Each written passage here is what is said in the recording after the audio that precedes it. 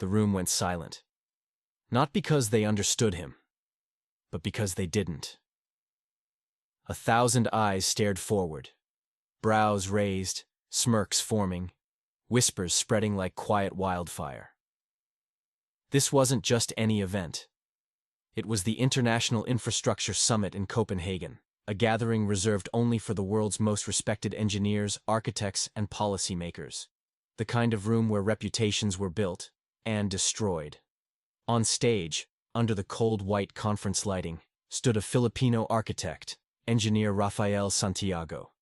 He wasn't dressed in a polished designer suit like the others. His attire was simple, practical, the kind worn by someone who spent more time on construction sites than in boardrooms. But his voice was steady, confident, grounded, because he wasn't there seeking approval. He was there speaking truth. And what he was presenting was something the panel found almost insulting. The screen behind him displayed an image the audience couldn't make sense of. A bamboo highway bridge. Not a model, not a concept, not a community walkway. A fully operational, load-bearing transport bridge stretching across a wide river in the southern Philippines, actively used by locals, farmers, haulers, and transport operators. Rafael clicked to the next slide, and the specifications appeared. A bridge designed to withstand Category 5 typhoons, severe flooding, repeated seismic activity, extreme humidity, monsoon erosion, and heat, all without steel, without concrete, without modern synthetic reinforcement, no epoxy, no polymer treatments, no industrial-grade tension rods, just bamboo, treated, shaped, interlocked, and engineered using ancestral knowledge that had survived generations. He paused, letting the words settle. For a heartbeat, the room remained still. Then, a wave of laughter erupted. Not soft laughter, but loud, unfiltered, belittling laughter. Some shook their heads. Some leaned back as if amused at a comedy act. Some didn't bother hiding the disdain in their eyes. To them, bamboo was rustic primitive. A material used for garden decor, fences, or temporary huts, not for infrastructure worthy of global discussion. And then one voice cut through the noise, sharp enough to silence the others. A voice from the front row. Day after day, the team measured. First came fiber density, expecting hollow softness, expecting fragility. But instead, their scanners recorded density levels approaching engineered timber used in modern aerospace architecture. Then came structural compression tests, the kind designed to expose weak points in traditional materials. The bamboo didn't buckle. It didn't splinter. It absorbed stress like a living organism responding to force. Flexible, reactive, intelligent. Next, they measured tensile yield, expecting catastrophic failure at predictable thresholds. Yet the bridge responded as if bending were part of its design. Threads tightening, joints settling, fibers interlocking with subtle grace. Then came flexural behavior analysis. Here, the bamboo astonished them most. It worked like muscle, not resisting force, but redirecting it. Finally, they evaluated environmental decay resistance, using tools calibrated to detect moisture intrusion, fungal compromise, and breakdown at the cellular level. Their data made no sense. This wasn't just bamboo. This was a system, a philosophy, a relationship between humans, material, and environment that modern engineering had forgotten. Every reading contradicted the principles they were trained to defend. Every measurement defied the textbooks they studied. Every result challenged the arrogance they carried into the Philippines. The bamboo was stronger than expected, not because bamboo was magical, but because Filipino craftsmen had mastered it in ways the modern world never bothered to understand. They treated bamboo not as a commodity, but as a living structure. They, harvested only during specific lunar cycles, salt cured to remove starches that attracted decay, used controlled heat smoking to crystallize lignin fibers, and carved joints with mathematical precision so the material could breathe, bend, and recover. Every technique was intentional, every detail rooted in centuries of trial, observation, and adaptation. Every step carried the fingerprints of ancestors who listened to nature instead of conquering it. One engineer, quiet, analytical, skeptical from day one, finally broke the silence. His voice was soft, almost afraid. This shouldn't be possible. But even as he said it, all of them knew. The impossible had already happened, because the bridge wasn't just surviving, it was outperforming, and none of them were prepared for what came next. The words hung in the air, sharp, bold, undeniable, a challenge, a turning point. The audience shifted, some intrigued, others visibly offended that a man from a developing nation, as they framed it, dared to question the foundations of Western engineering. Dr. Larson narrowed his eyes, not in anger, but in disbelief mixed with something far more dangerous: curiosity.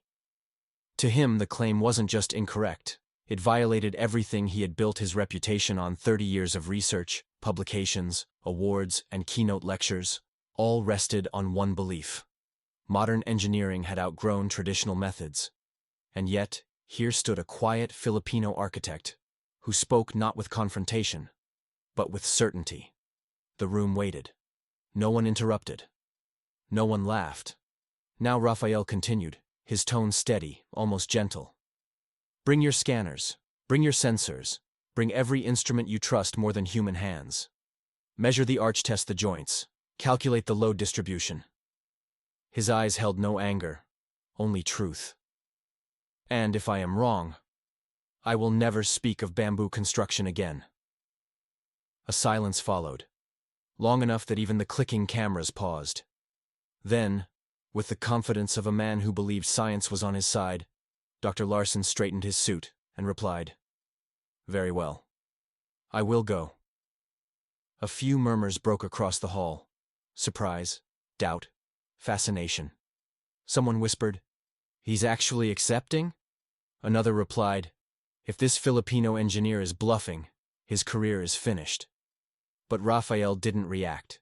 He simply nodded, respectful, calm, grounded. Because to him, this wasn't a gamble. This was proof long overdue. Proof of a legacy built not in laboratories, but through generations of craftsmen who shaped nature. Not into something unnatural, but into something resilient. The moderator finally spoke, clearing his throat, trying to regain control of the room. "Very well. The investigation will be arranged." Raphael quietly unplugged his laptop, bowed slightly, and walked off the stage. Not with victory, but with dignity. But as he stepped away, he heard a sentence that made him pause. Spoken softly. Not with arrogance this time, but with something closer to respect. Dr. Larson murmured, "If what you claim is true, then the world will have to rethink everything." Raphael didn't turn, didn't respond. He simply allowed himself the faintest smile, because deep down, he already knew. The world was about to change. 3 months later, the air in Mindanao was thick with humidity and heat, unlike anything the Europeans were accustomed to. The sun cast a warm golden tone across the valley as the river glimmered beneath it, calm, indifferent, ancient. A convoy of white SUVs rolled slowly along a dirt road carved between rice fields and palm trees. Inside them sat Dr. Larson and his team, engineers armed with high-precision scanners, drones, seismic sensors, moisture analyzers, and data instruments worth more than the average rural home. They expected a rural curiosity, something quaint, something small, something that would confirm what they already believed. But as they rounded a bend, and the structure finally came into view, the entire team fell silent. Suspended across the wide river was the bridge, not fragile, not flimsy, but elegant and imposing in its simplicity. A 110-meter span of layered bamboo beams, angled supports, woven tension systems, and perfectly balanced load paths, an organic network of geometry and instinct. It wasn't a handmade craft project. It was engineering. True engineering. A soft breeze moved across the structure, and faint creaks echoed like a whisper, alive, responsive, breathing with the environment. One of the engineers exhaled a quiet, "My God." Raphael, already waiting near the bridge with local builders and community leaders, stepped forward. No stage, no microphone, no applause this time. Just truth meeting skepticism. Dr. Larson approached slowly, eyes scanning every joint, every binding, every calculated angle. His voice, once mocking, was now quieter, measured. "This is far larger than your presentation implied." Raphael nodded. "Some things must be seen, not explained." A rugged man with weathered hands stepped forward. His name was Mangibara, keeper of the bridge for more than 4 decades. He shook Larson's hand firmly, not as a gesture of formality, but as one worker greeting another. "Welcome," he said with a gentle smile. "This bridge has been waiting for you." The Europeans wasted no time. Within minutes, drones lifted into the air, scanners swept across beams. Sensors were placed on critical joints. Numbers appeared on digital tablets. Voltage maps, density readings, downward flex patterns, and with every piece of data collected, the frowns deepened. The confusion grew, the certainty evaporated. The bamboo performed, not like a plant, but like a designed structural composite. One engineer tapped his screen again, thinking it was malfunctioning. Another recalibrated equipment. A third whispered, "No degradation at this age. Impossible. There should be rot, microfractures, material fatigue." Raphael simply watched. Silent. Patient. Because he knew exactly what came next. The moment when scientific training collides with undeniable reality. The moment when arrogance gives way to wonder. The moment when the bridge stops being a curiosity and becomes a question. How did they build this? Dr. Larson finally turned to Raphael. No confidence this time. Only the weight of a man confronting something that shouldn't exist. "Explain it," he said softly. "How?" Raphael gestured not to himself, but to the craftsmen beside him, to their hands, their history, their inheritance. "Because my people never assumed bamboo was weak," he replied. "We assumed we had not yet learned how strong it could be." A silence followed, not awkward, but reverent. Because now, for the first time, they weren't here to disprove him. They were here to understand. By midday, the equipment was in place. Steel weights, load sensors, tension gauges, thermal scanners, and a mobile computer station streaming live data to cloud servers in Europe. This was no casual inspection. This was a scientific trial by fire. Engineers from the Philippine University system stood nearby as observers, curious but calm. They had seen this bridge withstand storms, floods, and the weight of entire communities. To them, the tests were a formality. But to the Europeans, this was everything. Dr. Larson adjusted his glasses as the first reading flashed on the screen. Baseline deflection, negligible. No movement, no shift, no stress signatures, just stability. "Begin with 5 tons, Larson instructed.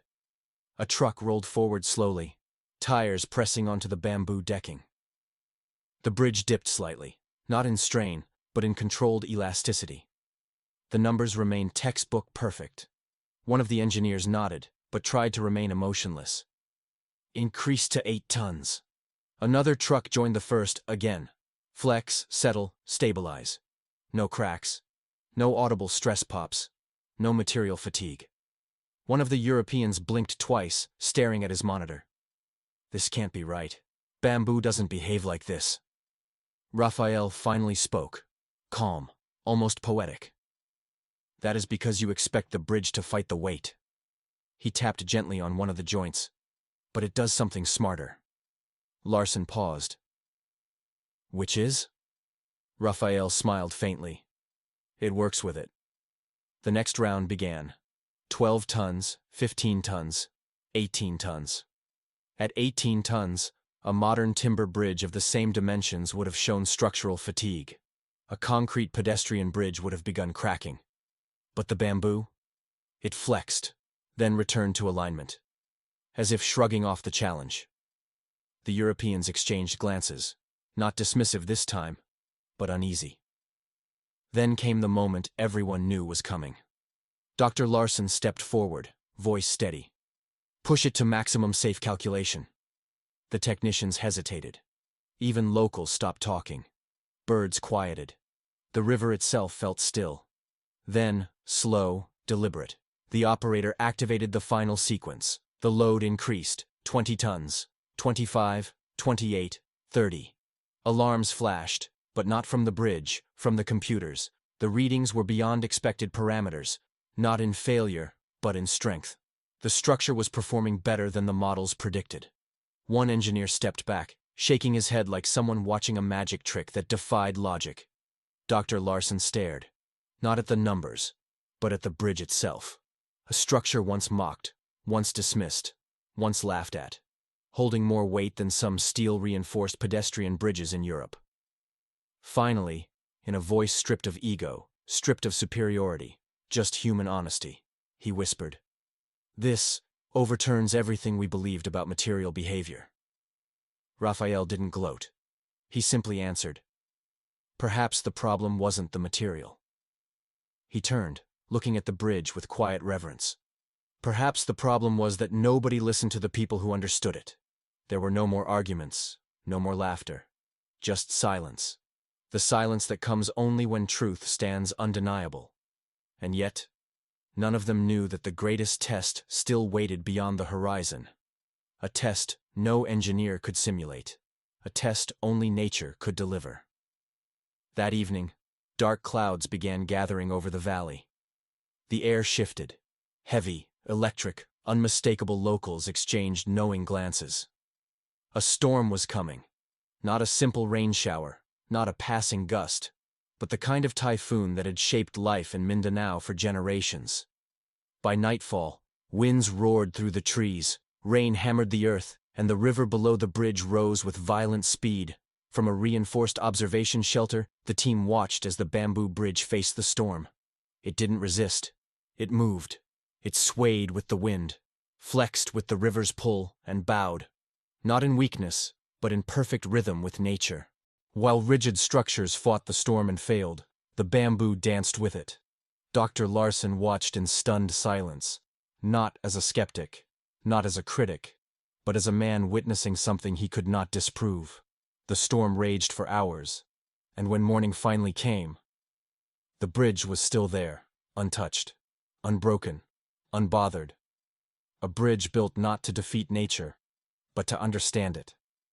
When the skies cleared, the engineers stepped out into the soft, mist-covered morning. The river still churned, debris floated past, and the earth glistened with rain. But the bamboo bridge stood exactly as it had the day before, steady, silent, almost proud. No fractures, no displacement, not a single sign of structural stress. Nearby, reports arrived from neighboring towns. A steel footbridge, twisted a concrete span, cracked and unsafe. Modern materials, compromised.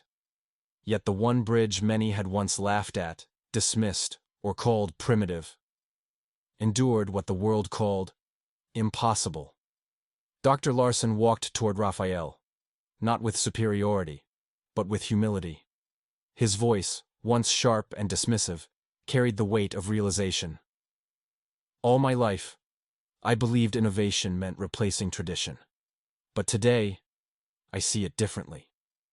He looked at the bridge one last time before meeting Raphael's eyes. True engineering isn't about forcing nature to obey us.